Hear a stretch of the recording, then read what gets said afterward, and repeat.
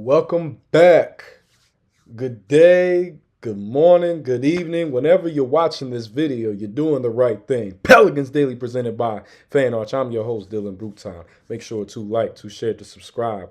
Support is free, man. Support is free. Hope y'all had a great weekend. I've been doing a lot of traveling. I got some more. So, whew. But y'all gonna see a different location. It's gonna be more permanent. You know what I'm saying? Stay tuned, stay tuned. But you know what I'm saying, a brother getting ready to go back to school, get that master's. So been a lot going on. But ain't nothing stopping me down from talking about those Pelicans. And one of my favorite all-time commentator, broadcasters, former NBA players that's now on TV, Tim Legler, also is a part of the Zion support train, also part of the We Believe Zion team. And he was on an episode of All NBA podcast hosted by Adam Ayers and him, and he went to bat for us big time. You know what I'm saying? Gave a lot of praise to the moves that President Dumas has been making. Made a lot of he made a lot of praise for Troy Weaver. You know what I'm saying? And just the team that we're setting up. But he really went hard for Zion, and he said when it came to Zion that if Zion plays, anywhere around 65 games, that will be a good team out in the West, and he called him a key difference maker. And I mean, it's always nice when the people who are up top, who are like the biggest of the biggest, are co-signing, acknowledging what you're already saying. You know what I'm saying? It always feels good. But hey, you know what I'm saying? It's just about being surrounded by the winners. It's about being surrounded by the real ball knowers. And if the former hoopers, especially the former hoopers that are known for being some of the best in the business when it comes to covering and breaking down the game, are supporting you, then hey, you're doing something right. So that is a pat on my back, shamelessly, no shame. But he's saying everything I've been saying. Zion, if he at least plays 65 games, at least playoffs. We go into the playoffs, not play in. We go into the playoffs. If he plays 70 or more, we might be talking about an MVP season. And I know that sounds crazy. I know that sounds crazy to some. But for those who really know the extent of Zion's potential and his talent, I've been saying dark horse MVP. You can quote me. I have no problem with dying on that sword. You know what? Hey, Excalibur is getting pulled, baby. All right. I have full faith in Zion as long as he stays healthy, as long as he stays. Excuse me. Oh my gosh. As long as he stays, you know what I'm saying, as consistent as possible, continues to add to his game. He's got everything you need to be a superstar in this NBA. Every single thing. He's literally knocking on the door. And Chris, my guy Chris Lambert, he's been on the Zion train from the jump. That was one of the things that stuck out for me with him. So we rooting for Zion, man, and I know everyone is too. You know what I'm saying? I know some people feel like, oh, this, that, blah, blah, blah. You know what? Let the past be the past. Let bygones be bygones. You know what I'm saying? The real know what's up. The real know what Zion is capable of. And we know that when he puts it all together, that young man is special. There's things that he could do on the basketball court that no one else can do. So it's just nice to see more and more people not buying into, some of these publications' narratives and stuff like that. And salute to them. They got a job to do. They're part of the whole enchilada. But that doesn't mean we have to co-sign it. That doesn't mean we have to stamp it. You know what I'm saying? But let them be over there. Let them be, I don't want to say uninformed, but let them have their preconceived notions. But the real know what's up. The real know what it is, and we ain't stop believing. You know what I'm saying? We ain't stop believing. So, well, speaking of never stopping believing, but sometimes, your praise comes from even those you would never expect. Draymond Green gave a very, very, very shocking endorsement that I was not at all prepared for. At all. Like, it was one of them things on my bingo card that if you had told me, yeah, in 3 years, Draymond Green is going to be giving props and praise to Jordan Poole, I would have said, Not a damn chance. Like I would have said like, can pigs fly? You know what I'm saying? Like I would not have believed you. I would not have believed you at all. But Draymond Green, for all intents and purposes, he knows ball. I don't always agree with some of his stuff because he. I feel this. I'm gonna say this about Draymond, right? I have a tremendous amount of respect for Draymond. He's one of the few players who has that hard nosed scrap, even to the point where it gets rough and dirty mentality that the guys in the 2000s had, that the guys in the 90s and 80s for real had. Um, I do sometimes think he's a bit of a bully out there, and I'm a firm believer of it's cool if you're gonna be a bully, then cool, but you gotta be when someone is bigger and badder than you gotta be with the smoke. And I done heard some stories about Draymond being very political about picking certain fades and certain fights. So it's like, I respect the gangster, but I gotta put it in the context because there's some matchups that you conveniently ducked. But I say all that to say Draymond, what I'm saying, is a second round pick who was a great college player. I loved watching him at Michigan State. I don't know how he slipped in the draft. He should have been a first round guy. I was saying that back then. He was an All American. He was able to do everything. And he's carved out a great career for himself. Some people say, well, if he wasn't in the Golden State system, he would be a future Hall of Famer. That's a reasonable and plausible thing to think about and suggest. And I still say that I still think that if they win that Game 7 game, I mean, Draymond had one of the greatest Game 7s I've ever seen in my life in that 2016 finals. And he never has reached that point again. I don't know what happened. It was like, yo, if Draymond's going to be playing like this more, watch out. The Warriors might never lose another game. And I don't know what happened like during those KD years, but it just was never the same. But I have a tremendous amount of respect for him. I just don't. What I don't like is when he tries to goalpost and shift things into making him the victim in some of these situations. It's like, bro, you literally poked him in the eye. You kicked him in his manhood. Like, no, you're not the victim here. you are not the victim. You are the agitator. But I do appreciate his perspectives and thoughts. He knows the game. And with this Jordan Poole situation, I remember where I was when it happened. What I'm saying, I was at my internship and everybody was going in a frenzy. And I remember the way I saw him punch Jordan Poole. I'm like, that's how you fight a man who tries to threaten you and your family. What I'm saying, that's the type of punch you throw when someone threatens to hit your woman. Like that was he threw that Superman, that Roy Jones fight, that Roy Jones punch. I'm like, nah, that's not how teammates are supposed to fight. Like I remember we would have little fights. We slap box. Sometimes every now and then someone might close fist, but someone be like, nah, you can't do none of that. But people are like, oh, teammates do that all the time. I'm like, what teams was y'all on? Y'all must not have liked each other because, granted, you can have beef with someone who's on your team, but you're never supposed to go to war against your teammate. You can have battles, but you never go to war. It's a big difference. So it was one of those situations where I bet you Draymond, he'll never admit it because of his pride, but I bet you he wish he could do that over because the Warriors could have repeated. They very well could have repeated. I will be on record for saying this, but that 2023 Nuggets team was weak. Weak. I'm sorry, weak. That's why that finals was garbage. Okay, it made the Cavs Spurs final in '07 look like one of the greatest series of all time. That finals was boring. And that Warriors team should have repeated. That was inexcusable. I mean, there was a lot of things that happened that postseason. I'm not going to get into it, but overall, like that changed the whole trajectory of the Warriors. They were never the same after that. They were the chemistry, the everything about that. It ruined it for them. And it's unfortunate because Jordan Poole looked like he was going to be the next guy for them, right? And that's the biggest question that Golden State has been asking. Who is going to be that guy when Steph retires? Because Klay ain't there no more. KD's been gone for some years. I really feel like KD shouldn't have left. KD had the perfect situation, but it is what it is. So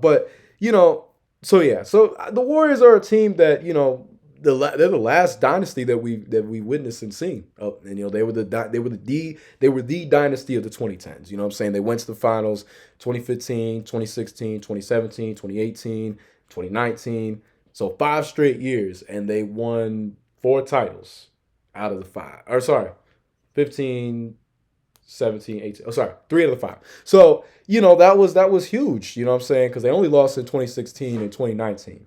But hey, I rest my peace. But yeah. But he gave his thoughts on Jordan Poole. And the last few times that they've talked about the Jordan Poole situation, he's not had the most positive things to say. And I remember even seeing Jordan Poole's parents hopping on Twitter, getting at Draymond and whatnot. And I get it, you know what I'm saying? Now, that's one of those situations where it's tough. Like, I salute the parents, but it's also tough because you're like, man, I want my parents fighting my battles for me. But I respect it, you know what I'm saying? And I mention all the time about my own personal connection to some people that know Jordan and know his family, like grew up with him and stuff like that. And he's a great guy, comes from a great family, very, very much just very good people.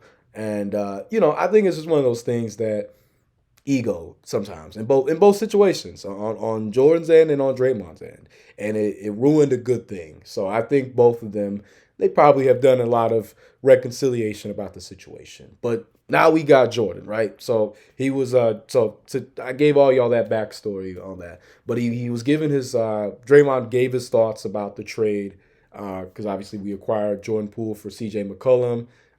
We also got the 40th pick so we could get Micah Peavy. We got Sadiq Bey, gave up Kelly Olynyk. You know what I'm saying? Some people feel like we lost it on the salary end. To be continued. We'll see. But he spoke very highly about Jordan. He said Jordan still has room for growth. I don't think we've even seen the best of his growth yet. And I think getting in an organization like New Orleans under Joe Dumars' leadership with Willie Green as coach, I think that'll be a really good situation for him. And I agree.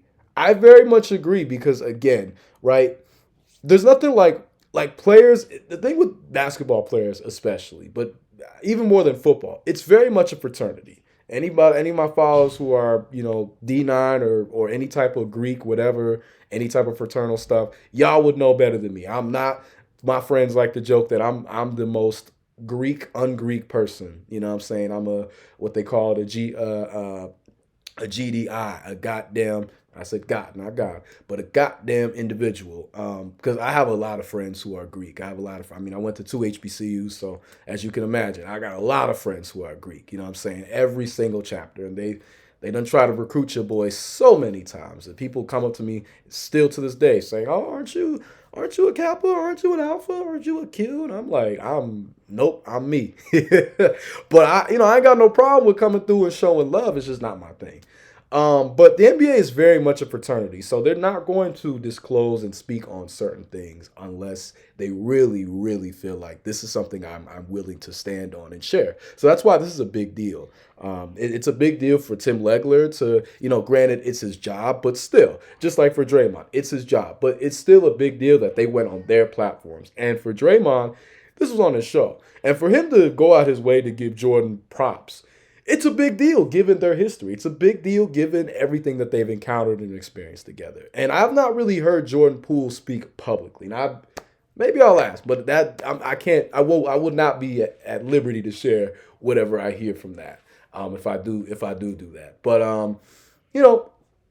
I think it's a big deal to get that type of stamp of approval. But it's everything I've been saying too. I think with Jordan Poole, right, his momentum was going so up, and then that punch happened, and that changed everything. He goes to Washington. Washington is completely off the reservation and radar of the casual NBA fan, and for most of the league, it's kind of seen as a place you go to die. It's a destitute land, and but I think that influenced Troy Weaver in bringing him over because he was over there in Washington. He knew directly what's up.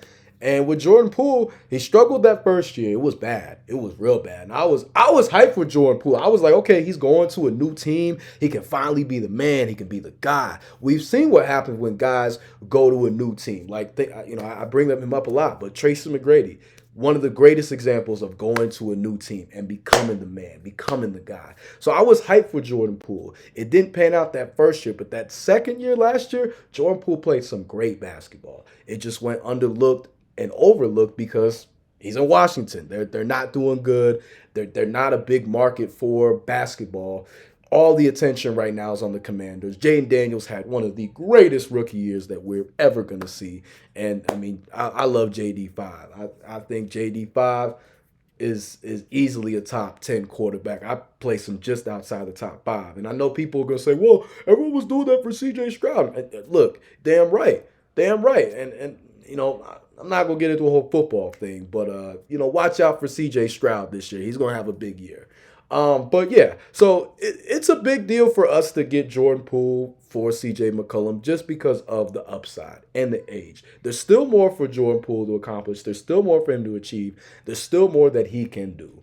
With CJ McCollum, we've seen him at his best. No diss, no slight, has had a great career. It's a criminal shame he never got an all-star bid, but it's because of how strong the guards were out west. It's just how it goes. If he was out in the East Coast, in the Eastern Conference, he would have gotten an all-star bid at some point.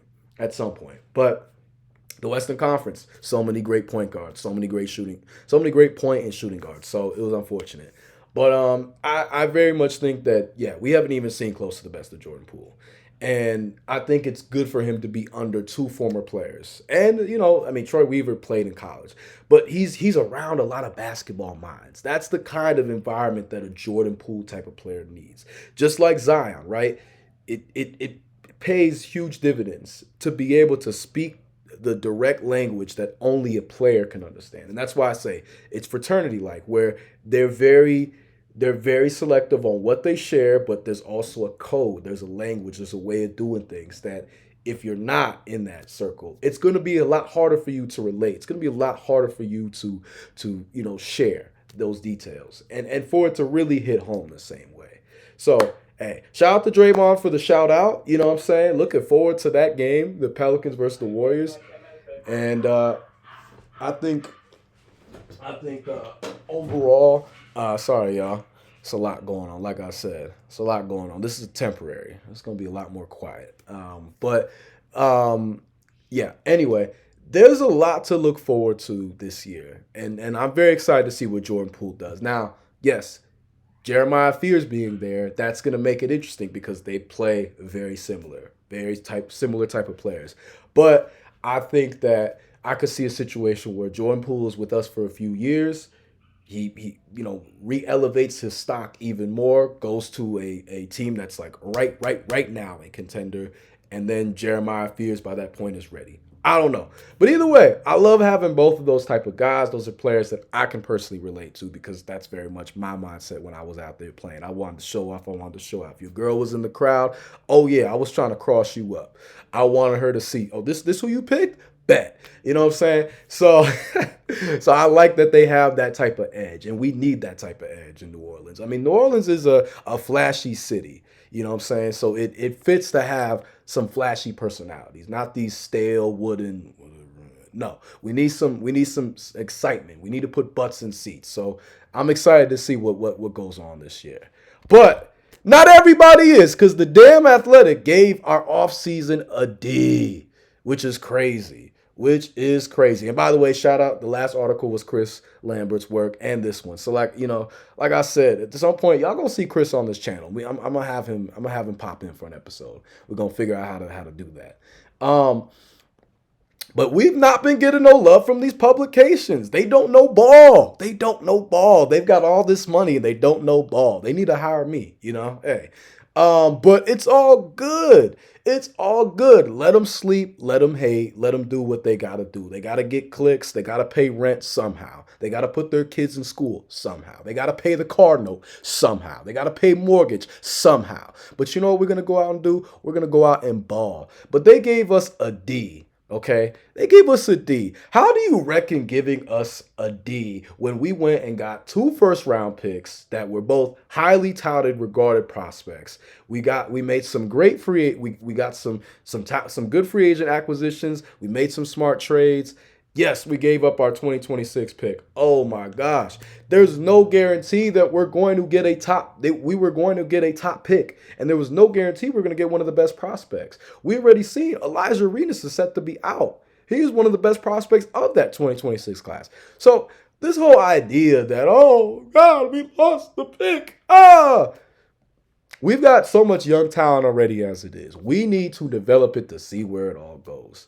But you know what? It's all good. Think whatever y'all want. Do whatever y'all want. But the real know what's up. The real hoop heads know what's up. And, it is what it is. A lot of these publications, they want to omit context of things. You can't do anything when people are doing that. They've already made their mind up. They've decided what the narrative is. So, hey, cool. You want to give us a D? Cool. But when we go out win 50 games or more, yeah, you're going to be singing a whole different tune. There's going to be a lot of slow singing, alarm ringing. If my burglar alarm starts ringing, what you think all the guns is for? Oh, okay, all right, shout out to Biggie. Let them hate, okay? Like I constantly reference from 50 Cent.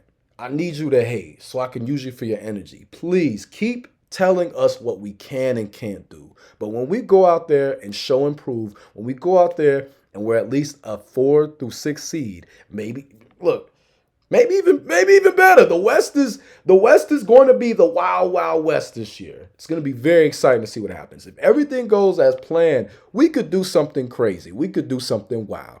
So let them hate, let them think whatever, but the real know what's up. And that's just how I look at it, man. The real know what's up. I ain't worried about it. You shouldn't either. If you are, then you're going to be spending a whole lot of life worried about what people think about you, how people perceive you. You know what? Hey, if them people ain't feeding you, clothing you, paying your bills, if they ain't doing anything that helps you move forward in life, don't be worried about ish and what they got to say. Let them talk. You know what I'm saying? People talk, but at the end of the day, it's all about how you walk. It's all about how you move. They say money talks and BS runs a marathon. So, hey, it is what it is. It is what it is. But I'm going to respond to some comments, doing my favorite thing. All right, respond to y'all. Now, I'm going to go back and respond to comments from 2 videos ago. And I'm gonna get back up to date because but I had like 4 topics last one. All right, number 1, my guy brother Young. It's amazing how fans are criticizing Troy Weaver's connections and network. Yet this was a non-issue during the Griffin era regarding his ties to Rich Paul and constant transactions through Clutch Sports. Also, the players are the main obstacle to the All-Star Game resurrection. I remember Jordan, Bird, Magic, Barkley, Wilkins, Drexler, and so on. They were a different breed of player. Shout out to my guy, brother Young. One of the realest, one of my favorites. I mean, I love all y'all. Truly, truly. But nah, exactly. There's a lot that's a motivating factor. I'm not going to get into that. But yeah, David Griffin, all respect to him, great basketball mind, but there was limitations. And there was a lot of influence from Clutch Sports that happened as a result, and that's great. Shout out to Clutch Sports doing the thing. I know some people who work with them directly. I met Rich Paul at the symposium 2 years ago. Great guy. But, it was time for a change. We saw how far he could go. So I think we made the right move, and it is funny how there is the constant critique, but hey, at the end of the day, people gonna talk. And yes, you're correct on the types of players, of back in the day, of yesteryear. It's a very different game today. The guys today, they don't care as much, unfortunately. Like, I hate saying that. I'm not saying that they don't care about their craft, but they don't care about the All-Star game. They don't care about showing out there, which is unfortunate. But hopefully that changes, and yeah, we'll see. We'll see. My guy Christopher Church, 2653. Keeping KO in the CJ trade, I think, would have been nice. He and Zion played well together, and he could mentor Queen. I got love for Kelly. I do. But I just feel like he was a bit of a, I don't want to say a net negative, but just a bit. Now, if we had kept Kelly, versus giving out our two-way contract to Hunter, maybe that works. And I do feel like the inside-out combo with him and Zion was a good one, and he's a good veteran leader. But I just think it was just like, we want to put this trade together. We want to get some value for it, so we got to give up. We got to give up what we can. So we'll see. Next comment. All-time great. Willie plays favorite. One of my favorites, all-time great. Willie plays favorites instead of putting the right guys in. He's had enough time to improve as a coach. He's just too stubborn for his own good. Ooh, I mean, because the comment right after, my guy CC-JL7QK said, keep Willie, he's a better option than most. That's exactly my response, right? I'm not in disagreement. Willie does get a little bit biased towards his favorite rotations, but I think this is a whole different year because he's gonna have a different person in his ear with President Dumars versus Dave Griffin. David Griffin, again, I don't think David Griffin could go to a gym right now and make a left-handed layup or whatever his offhand is. I don't think so. President Dumars looks like he can still go out there and get a bucket. So there's just a different language that hoopers can speak to other hoopers. And I'm a nerd. Again, look, but I'm a nerd who hooped, and I was pretty decent. So I was able to see both sides of the game. And sometimes the nerds just don't understand the physical intrinsicness of playing basketball, going out and doing what you got to do.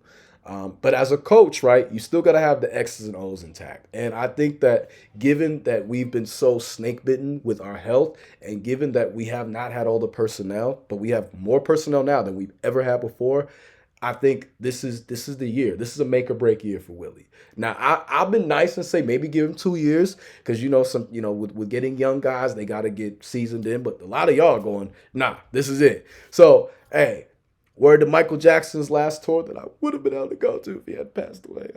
R.I.P. to the GOAT. This might be it for Willie. But I think this is the time where, pressure busts pipes, but it also makes diamonds. So I'm faithful and optimistic that Willie's going to be able to, take us to another level. Pelicans Nola 4367. Good to see you. It's been a while. Are the players of the Pelicans getting together and working out together and playing some pickup ball? And then Christopher Church 2653 said, I've seen pictures of some of the facility, but other than that, I haven't really looked. From what I've seen, yeah, I would agree with what Christopher's saying as well. I've seen, oh my gosh, I've seen guys get together and hoop. I've seen guys get together and train. I follow a lot of these guys on Instagram. One day they're gonna be following me back. That's how I look at it. Just because of my own nature and such, I'm gonna find a way around. Don't worry about it. But from what I've witnessed, I've seen guys work out together. I've seen, maybe not daily, but enough. But I think we're gonna see a lot more as training camp really and truly hits. So. Yeah, but I think there's a lot. There is just a different mindset that's being instilled right now. There's a different culture being built. So it's very exciting. It's very exciting. And then my guy, Shaq68. Time to move on from Willie Green. He has yet to prove he's a strong in-game strategist, often looking like a deer in the headlights during key moments. Despite fostering good team culture, his rotations, timeout usage, and offensive adjustments remain questionable, especially with a talented roster underperforming late in games. Woo! Tough critic, Shex. I appreciate you giving him the props for creating a good team culture because I do feel like that is a strength of his. But it just has to improve ever so slightly. And, once there's more consistency, I think you're going to see a better full example of what's to come and what's to be achieved. Now, when it comes to his adjustments, yes, that is definitely his Achilles heel. That is definitely something he has to work on. But again, I think having President Dumars in his ear, I think Troy Weaver in his ear, that plays a huge role in making for a better structure and a more cohesive, unit. So I'm very excited though. Nevertheless, y'all should be too. But that's going to be it for this video. I appreciate y'all for the support. Appreciate y'all for getting the views up. Appreciate y'all. We in the 1,060 mark. We getting them rushing yards up. Every first down counts, baby. Every first down counts.